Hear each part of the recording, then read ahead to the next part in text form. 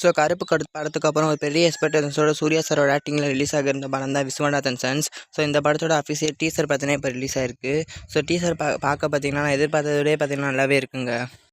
So இவங்க டீசர்லேயே பார்த்தீங்கன்னா இந்த படத்தோட மெயின் கோரை பார்த்தீங்கன்னா ரிவீல் பண்ணியிருக்காங்க. அதாவது சூர்யாவுக்கு பார்த்தீங்கன்னா ஒரு 40+ ஏஜ், அப்புறம் அமிதாப் பச்சனுக்கு பார்த்தீங்கன்னா ஒரு 20+ ஏஜ். ஸோ இவங்க 2 பேருக்குள்ளே நடக்கிற இந்த லவ், ஸோ இதான் பார்த்தீங்கன்னா இந்த மொத்த படமும் நினைக்கிறேன். ஸோ இதான் இந்த படத்தோட மொத்த ஸ்டோரியுமா இல்லை ஏதாவது ட்விஸ்ட் வைக்கிறாங்கன்னு வெயிட் பண்ணி பார்ப்போம். ஸோ அதுக்கப்புறம் இந்த டீசரில் பார்த்தீங்கன்னா ரொம்ப இம்ப்ரெஸ் பண்ணது பார்த்தீங்கன்னா ஒரு இடத்துல கூட பார்த்தீங்கன்னா வைலன்ஸ் கிடையாது. ஸோ இப்போ வர்ற ஒரு முக்கால்வாசி அதாவது 90% மேலே படம் பார்த்தீங்கன்னா பிக் ஸ்டார்ஸோட படம் பார்த்தீங்கன்னா ஃபுல்லாக வைலன்ஸ் ரத்தமாக தான் இருக்குது. ஸோ அதில் எதுவுமே இல்லாமல் பார்த்தீங்கன்னா ஒரு க்ளீன் நியூ சர்டிஃபிகேட் படமாக தான் இது ரிலீஸ் ஆக போகுதுன்னு நினைக்கிறேன்.